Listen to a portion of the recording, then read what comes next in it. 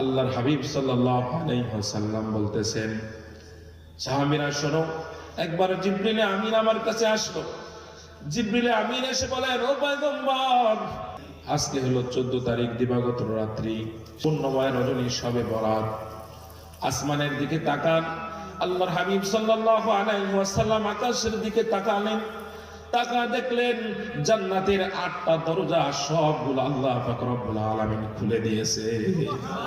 আর আওয়াজ করে বলেন না সুবহানাল্লাহ। আমার ভাই, দোস্ত, বুজুর্গ, এরপরে পয়গম্বর সরকারে দো আলম জনাবে মুহাম্মদুর রাসূলুল্লাহ সাল্লাল্লাহু আলাইহি ওয়াসাল্লাম বলেন, প্রথম জান্নাতের একটা দরজার মধ্যে দেখলাম একজন ঘোষণা করতেছে, ফেরেশতা, আজকের রজনীতে যারা দাঁড়িয়ে দাঁড়িয়ে রুকু করবে, যারা রুকু করবে তাদের জন্য সুসংবাদ। জান্নাতের আরেকটা গেটের দিকে তাকালাম, সেখানে দেখলাম যারা আজকে সেজদাবনত অবস্থায় থাকবে তাদের জন্য সুসংবাদ। আবার বলতেছে আরেকটা দরজার মধ্যে ফেরেশতা ঘোষণা করতেছে, আজকে পূর্ণময় রজনী, আজকে যারা জিকির আজগার করবে তাদের জন্য সুসংবাদ। আরেক দরজায় আরেক ফেরেশতা ঘোষণা করে, আজকে যারা দোয়া করবে, আল্লাহর কাছে চাইবে, আল্লাহ পাক রব্বুল আলামিন তাদের জন্য সুসংবাদ রেখেছেন। আওয়াজ করে বলেন না সুবহানাল্লাহ। এই রাত্রিতে আল্লাহর হাবিব সাল্লাল্লাহু আলাইহি ওয়াসাল্লাম বলেন, এই রাত্রিতে আল্লাহ পাক রব্বুল আলামিন সন্ধ্যা রাত্রি থেকেই প্রথম আসমানে চলে আসেন। আসলে মূলত পক্ষে প্রতিদিন শেষ রাত্রিতে আল্লাহ পাক রব্বুল আলামিন প্রথম আসমানে এসে বান্দাদেরকে ডাকতে থাকেন। হাদিস শরীফের মধ্যে আসছে, আল্লাহর হাবিব সাল্লাল্লাহু আলাইহি ওয়াসাল্লাম বলেন, ইদা কানাত লাইলাতুন নিসফি মিন শাবান ফাকুমু লাইলাহা ওয়া সুমু ইয়াওমাহা। আল্লাহর হাবিব সাল্লাল্লাহু আলাইহি ওয়াসাল্লাম বলেন, যখন পূর্ণময় রজনী শবে বরাত হয়, নিসফে শাবান যখন হয়, শাবানের 14 তারিখ দিবাগত রাত্রি যখন হয়, ফাকুমু লাইলাহা, তার রাতের বেলা দাঁড়ায় দাঁড়ায় নামাজ পড়ো, ইবাদত করো, বন্দেগী করো। ওয়া সুমু ইয়াওমাহা, পরের দিন রোজা রাখো। কার নির্দেশ? আওয়াজ করে বলেন। আল্লাহর হাবিব সাল্লাল্লাহু আলাইহি ওয়াসাল্লাম জানায় দিয়েছেন, ওয়া সুমু ইয়াওমাহা, আর পরের দিন রোজা রাখো। অর্থাৎ 15 তারিখ কি রাখতে হবে? রোজা রাখতে হবে। শাবান মাসের কয় তারিখ? ফাইনাল্লাহা তাআলা ইয়ানজিলু ফিহা বিগুরুবিশ শামসি ইলা সামাঈদ দুনিয়া। আল্লাহ পাক রব্বুল আলামিন সূর্য অস্তমিত যাওয়ার সাথে সাথে প্রথম আসমানে এসে হাজির হয়ে যান। বলেন সুবহানাল্লাহ। প্রথম আসমানে এসে আল্লাহ পাক রব্বুল আলামিন ঘোষণা করতে থাকেন, আলামিন মুস্তাগফিরিন ফাগফিরালাহ। ও বান্দারা, আছুনি কেউ আমার কাছে গুনাহ ক্ষমা চাইবা, আমার কাছে গুনাহ ক্ষমা চাইবা, আমি আল্লাহ তোমার গুনাহগুলো ক্ষমা করে দিব। আলামিন মুস্তারজিকিন ফারজুকালাহ। কে আছো রিজিকের সমস্যায় নিবেদিত ব্যক্তি?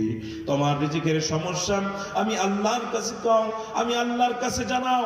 যে রিজিকের জন্য তুমি সকাল থেকে সন্ধ্যা পর্যন্ত মাথার ঘাম পায়ে ফেলে এরকম ভাবে হারাম হালাল বিচার না করে এভাবে কামাই রুজি করতেছো, যেই কষ্ট তুমি রিজিকের জন্য করতেছো, আল্লাহ পাক রব্বুল আলামিন বলেন, রে গোলাম, আমি আল্লাহর কাছে চাও, আমি আল্লাহ তোমার সব রিজিকের অভাব দূর করে দিব। আলামিন মুস্তারজিকিন ফারজুকানা, আলামিন মুবতালিন ফাওয়াফিয়া। আসো, কে কোন সমস্যা আছো আমি আল্লাহর কাছে জানাও, আমি আল্লাহ পাক রব্বুল আলামিন তোমার সমস্ত রকমের সমস্যা আসান করে দিব। বলেন সুবহানাল্লাহ। তো আল্লাহ পাক রব্বুল আলামিন প্রথমে বললেন, কে আছো গুনাহ ক্ষমা চানেওয়ালা। আর আমরা সেই রাত্রে কি করি? ঘোরাফেরা করি, এদিক সেদিক যাই, বিভিন্ন কাজে ব্যস্ত হয়ে পড়ি, ঠিক কিনা ভাইরা? এগুলো করা যাবে? ইবাদতের রজনী, ইবাদত করতে হবে। আমার মা বোনেরা হালুয়া রুটি বিভিন্ন বাসায় ভালো ভালো মনোরঞ্জিত খাবারের ব্যবস্থা করতে করতে সারাদিন ক্লান্ত, রাতে পরিশ্রান্ত, ঘুমে বিভোর, সকালে উঠা দেখে ফজর হয়ে গেছে গা, ফজরের নামাজে পরে লম্বা মোনাজাত নাই। আসলে ভাই, দোস্ত, বুজুর্গ, মাগরিবের পর থেকে নিয়ে সুবহ সাদিক পর্যন্ত এই রাতের বরকত অব্যাহত থাকে। বলেন সুবহানাল্লাহ। এই সময় আমরা গাফেল থাকি, এখানে এই মসজিদ সেই মসজিদ ঘোরাঘুরি করি, ছোট বাচ্চারা পটকাবাজি করতে থাকে, মসজিদ 2-4 রাকাত নামাজ পড়ে ঘুমায় যায়। আমার ভাই, দোস্ত, বুজুর্গ, আল্লাহর হাবিব সাল্লাল্লাহু আলাইহি সাল্লাম এরাতে কি কি আমল করেছিলেন? বেশি বেশি ইস্তেগফার করতে হবে। কি পড়তে হবে? আওয়াজ করে বলেন। ইস্তিগফার মানে ক্ষমা চাওয়া। কি চাওয়া? আল্লাহ পাক রব্বুল আলামিন বান্দাদেরকে বারবার বিভিন্ন জায়গায় উদ্বুদ্ধ করেছেন, ও আমার বান্দারা, তুমি আমার কাছে ক্ষমা চাও, আমি আল্লাহর কাছে ক্ষমা চাও, আমার কাছে ক্ষমা চাইতে দেরি করবা না, আমি আল্লাহ রব্বুল আলামিন তোমার গুনাহ ক্ষমা করতে দেরি করব না। যে ব্যক্তি নিয়মিত ইস্তেগফার করতে থাকে, মান লাজিমাল ইস্তেগফার, যে ব্যক্তি নিজের জন্য ইস্তেগফারকে লাজিম করে নাই, অবশ্যকীয় করে নাই, অর্থাৎ সদা সর্বদা শুধু আস্তাগফিরুল্লাহ আস্তাগফিরুল্লাহ আস্তাগফিরুল্লাহ বলে আল্লাহর কাছে ক্ষমা চায়, আল্লাহ পাক রব্বুল আলামিন তার সমস্ত রকমের সংকট গুলো দূর করে দেয়। আল্লাহ পাক রব্বুল আলামিন তার জন্য এমন জায়গার থেকে রিজিকের ব্যবস্থা করেন, এমন জায়গার থেকে রিজিকের ব্যবস্থা করেন, ওই ব্যক্তির খবরও থাকে না, টেরও সে পায় না। আমার আল্লাহ রব্বুল আলামিন ওই ব্যক্তির জন্য গোপন থেকে রিজিকের ব্যবস্থা করে দেয়। সুবহানাল্লাহ। রিজিকের মালিক কে? আওয়াজ করে বলেন, রিজিকের মালিক কে? আচ্ছা মানুষ বলো দেখি, রাত্রি কেন কালো, চাঁদ সূরজ কোথা থেকে পেল এত আলো? পশুগুলো কয় না কথা, মানুষ কেমনে কয়?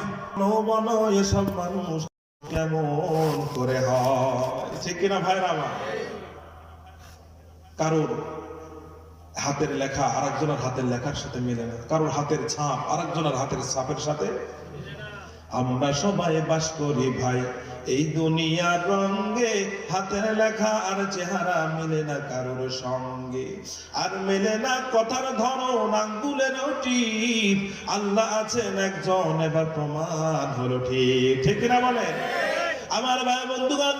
যে ব্যক্তি নিজের আমলের মধ্যে ইস্তিগফারকে বাধ্য করে নিবে, ইস্তিগফারকে আবশ্যক করে নিবে, আল্লাহ পাক রব্বুল আলামিন ওই ব্যক্তিকে মুস্তাজাবুদ দাওয়াত বানায় দিবেন। অর্থাৎ ওই ব্যক্তি আল্লাহর দরবারে হাত তুলতে দেরি করবেন, আল্লাহ পাক রব্বুল আলামিন দোয়া কবুল করতে দেরি করবেন না। সুবহানাল্লাহ।